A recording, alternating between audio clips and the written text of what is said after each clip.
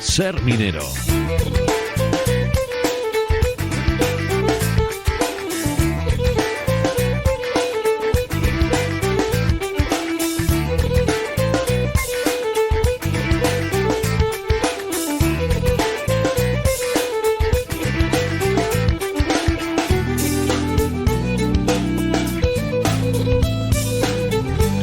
Poco a poco vamos poniendo en marcha toda la maquinaria, toda la operativa de nuestro Hoy por Hoy León en este arranque de temporada.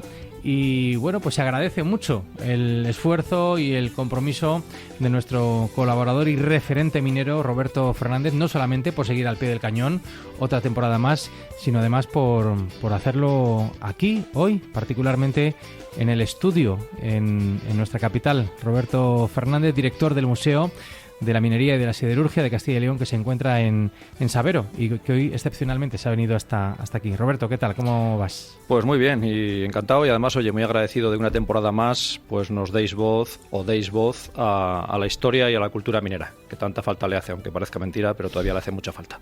Tan necesario, un filón inagotable, como viene demostrándose ya desde hace años en nuestro programa. Tantas cosas por aprender y tantas cosas por escuchar. Bueno, ¿qué tal ha ido el verano? Entiendo que muy bien, mucho ajetreo, muy intenso, pero al mismo tiempo muy gratificante, ¿no? Pues el verano en su línea.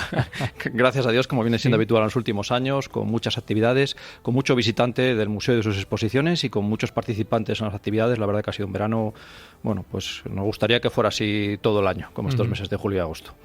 En cualquier caso, septiembre tampoco da tregua, ¿no? Y ya habéis puesto en marcha, hace no tanto tiempo, pues nuevas iniciativas que hacen que la actividad ni mucho menos cese, que no se afloje en el museo, y es lo que nos va a ocupar, ¿no?, en esta primera entrega de esta temporada de Ser Minero 2025-2026. Pues sí, porque una norma de la casa, del museo, es que siempre haya cosas nuevas para ver, ¿no? Que el visitante cuando venga, además de ver la exposición permanente, que también cambia a veces, pues sepa que siempre va a encontrarse exposiciones temporales interesantes.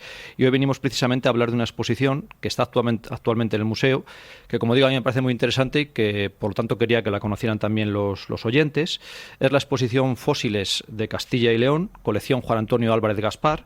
Y para hablar de ella, pues tenemos como invitado a Juan Antonio, que es ingeniero de minas, un gran apasionado de la paleontología, coleccionista desde hace mucho tiempo de fósiles, comisario de la exposición y además el propietario de las piezas que la integran, que nos ha dejado generosamente. Fabuloso. Juan Antonio, ¿qué tal? Gracias por atendernos. ¿Cómo estás?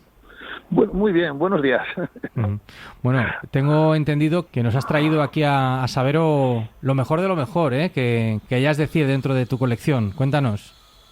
Sí, bueno, esto son piezas bastante importantes de León y Castilla, y vamos, traje un poco representativas de todos nuestros yacimientos, y bueno, no por bonitas o feas son menos importantes, son muy importantes, desde los braquiópodos de Colle hasta los amonites de Palencia o de Burgos. Uh-huh. Bueno, tiene la exposición esa mirada autonómica, pero presumo que León, ¿no?, por su riqueza geológica, tiene un gran protagonismo, ¿no?, por lo mucho que puede aportar, y eso me imagino además que tendrá su cabida y su presencia en tu propia colección. Sí, es la más importante, la de León, porque somos muy, muy, muy ricos, sobre todo en la edad primaria. Estamos hablando de cámbrico, de devónico, de carbonífero. No, en España, pues precisamente, por ejemplo, de devónico seremos la primera. En carbonífero también andaremos por ahí de primer lugar de fósiles. Entonces, León en fósiles y minerales, en las dos cosas, es una región muy rica. Qué impresionante. Eso nos remite a cuántos millones de años atrás en el tiempo. Pues mira, los que tengo de Barrios de Luna y de aquí de Sabero tienen alrededor de 530 millones de años. Qué barbaridad, qué barbaridad. Sí, son los más antiguos, además, los que hay aquí en León. 530 millones de años. Roberto, un lujazo, ¿eh? Pues un lujo, y como te decía antes, bueno, muy agradecido a la generosidad de Juan Antonio, ¿no? Porque, Juan Antonio, claro, has hecho una pequeña selección de tu colección, pero ¿cuánto tiempo llevas aficionado al mundo de los fósiles y cuántos tienes no vamos a decir dónde, si en tu casa o donde estén, cuántas piezas tienes? Pues mira, aficionado es que ya si quieres hasta mi padre ya era aficionado, porque vivo justo, soy de Llama de Colle, entonces el yacimiento de Colle, como eso vamos, cuando era pequeño iba por allí a coger fósiles, entonces entre los fósiles y la minería ha sido siempre mi pasión. Entonces, desde siempre, o sea, que no puedo decir que desde hace 20 años, sino desde que era un chaval.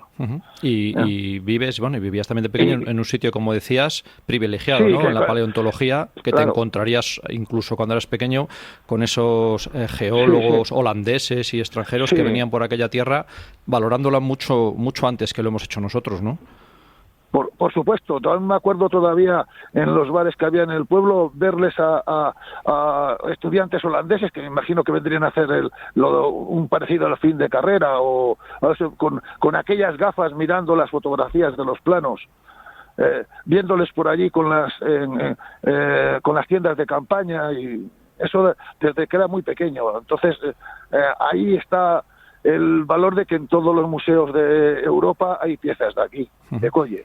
Y habéis hecho, digo habéis, hablo en plural porque esta exposición lleva también otro nombre, que es el de nuestro compañero José María Escapa, ¿no? Que está contigo ahí mano a mano montando la exposición. Habéis hecho un extraordinario trabajo casi de condensación, ¿no? Porque esa selección y cómo la habéis estructurado la exposición para que fuera un poco clara, ¿no? Para un tema tan complicado de entender. Sí.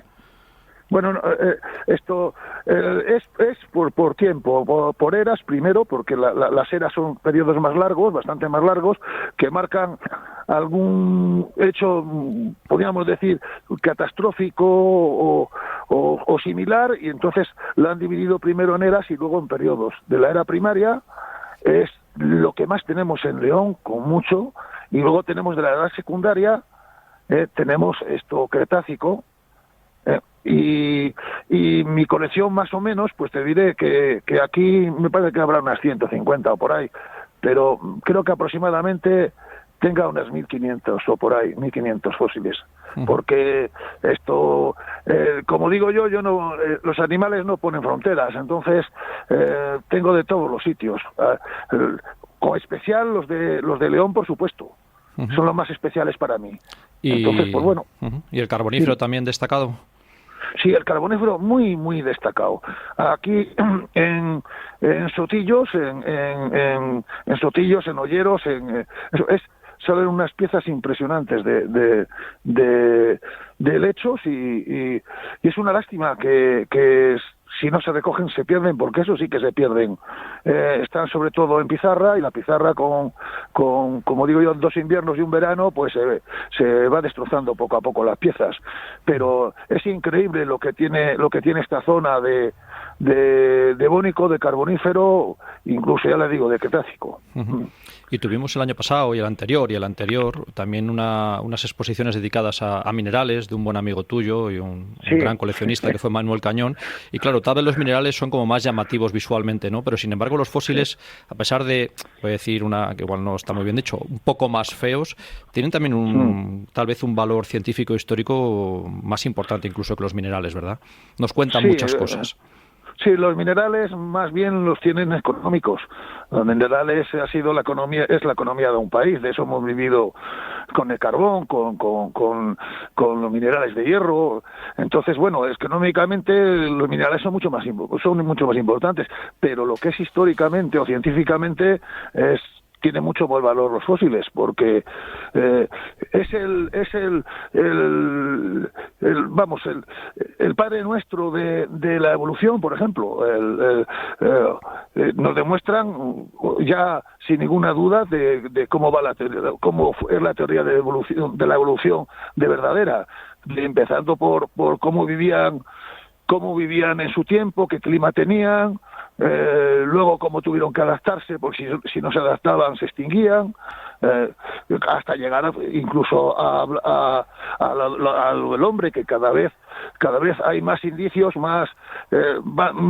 descubren pasos intermedios entre el mono y el hombre. Ya cada día hay menos lagunas para comprender toda la evolución. Entonces, gracias a ellos sabemos mucho más de nosotros y de los animales y plantas que vivieron en este planeta. Yo, Roberto, quería aprovechar para preguntarte, desde tu posición como espectador, ¿hay alguna pieza que te haya cautivado, que te haya llamado particularmente la atención? Porque digas, bueno, increíble, ¿no? ¿Cómo puede conservarse esto? Quizá algún fósil, no sé. Pues le iba a preguntar casi a Juan Antonio en esa línea, ¿no? Porque yo, bueno, todos los días procuras perderte un poco entre las vitrinas, además la exposición es muy visual, muy bonita visualmente, y ves esas piezas fantásticas con unos nombres impronunciables todos.